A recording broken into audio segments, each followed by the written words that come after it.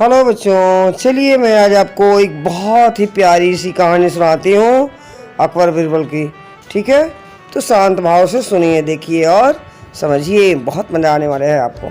ठीक है, तो कहानी ऐसी है कि एक बार की बात है, बादशाह अकबर का दरबार लगा हुआ था।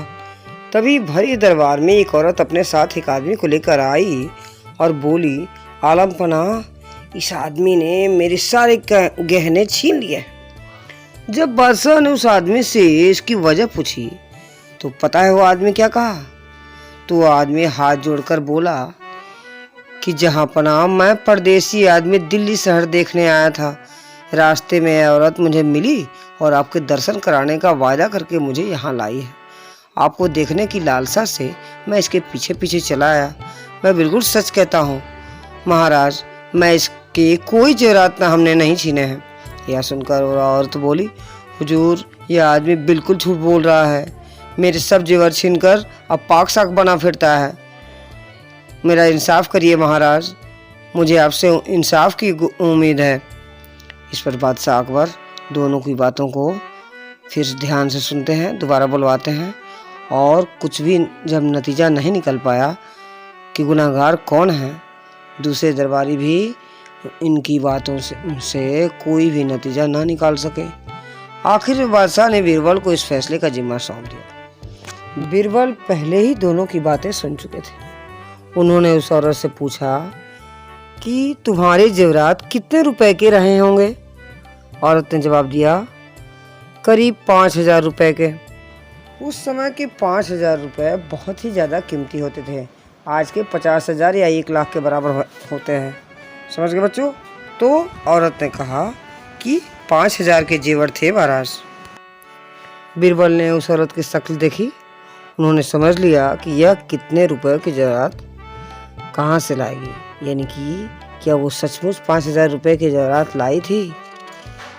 सचमुच ही यह बेगुनाह परदेसी को लूटना चाहती है या झूठ बात है?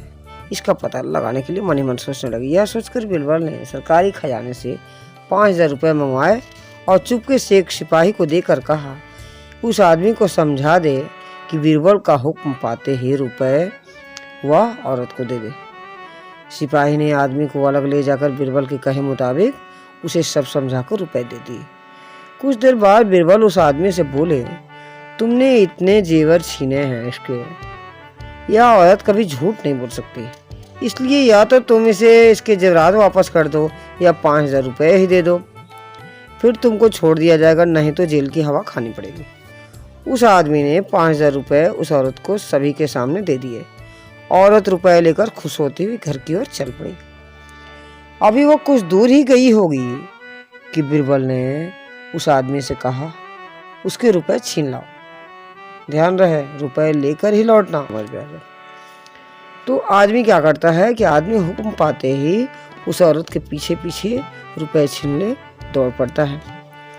बीरबल ने अपने 2 गुप्तचरों की राह की घटना देखकर सही सही खबर देने के लिए उनको भेज दिया था।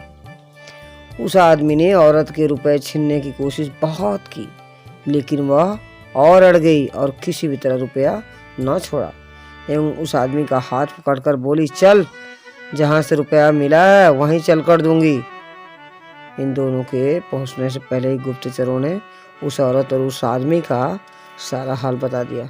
यह बात सुनकर बीरबल को और भी पूरा भरोसा हो गया कि यह औरत ही धोखेबाज है। थोड़ी देर बाद ही आदमी को लेकर वह औरत दरबार में आ गई और बोली, गरीब परवरदिगार, जो रुपए आपने मुझे दिलवाए हैं उन रुपयों को यह आदमी मुझसे रास्ते में छीन रहा था। मैंने इसकी एक न चलने दी और आपके सामने ले आई हूँ। बीरबल ने यह सुनकर उस औरत से कहा, क्या तुमसे इसने रुपए छीन लिए हैं या कि नहीं? औरत बोली, इसने कोशिश तो बहुत की, लेकिन मैंने इसे रुपए दिए ही नहीं। बीरबल ने उस औरत को डांट कर कहा, खबरदार, चुप हो जाओ, अब इतना ही पे चुप हो जाओ तुम। जो आदमी तुमसे रुपए छीनने की ताकत नहीं रखता, उसके द्वारा जेवरात छीने जाने की बात कैसे मुमकिन हो सकती है? तुम झूठी हो, बहुत बड़ी झूठी हो। उस औरत ने गिड़गिड़ाते हुए कहा, महाराज आप ऐसा कैसे कर सकते हैं, कैसे मैं झूठी हो सकती हूँ। इस पर बीरबल ने तर्क दिया कि जो आदमी तुमसे रुपए छीनने की ताकत नहीं रखता हो, उसके द्वारा जेवरात छीने जाने वाली बात कैसे मुमकिन हो सकती है। अब तुम सच सच खुद ही बता दो कि सच क्या है। इतना सुनने के बाद से औरत को तो जैसे सांप सूंघ गया। उसने सोचा कि बीरबल इतना सच कैसे जान सकते हैं। फिर उसने कोई तर्क ना देते हुए अपनी भूल को स्वीकार कर लिया और सबसे माफ़ी मांगी भरी सभा में। ठीक है, तो कहानी छोटी थी बच्चों, लेकिन इसमें सोचने वाली बात ये थी कि बीरबल की सूझबूझ से सारी चीज़ें संभव हो सकी थी और एक झूठा आदमी करार होने से बच गया था। यानी कि एक औरत की वजह से एक आदमी को झूठा नहीं बनाया जा सका और वो बाइज्जत बरी हो गया था सबकी नज़र में। ठीक है, इसी तरह भी आप भी सच का साथ दीजिए और हमेशा झूठ से बचे रहिए। ठीक है, चलिए आज के लिए इतना ही। वीडियो पसंद है तो लाइक कर लीजिए, चैनल से पहली बार जुड़े सब्सक्राइब कर लीजिए और भी कुछ पूछना हो और भी कोई कहानियों के बारे में तो हमें अपने कमेंट में सुझाव ज़रूर दीजिए। चलिए अपना बहुत ख्याल रखिएगा। Please take care, good bye, bye bye.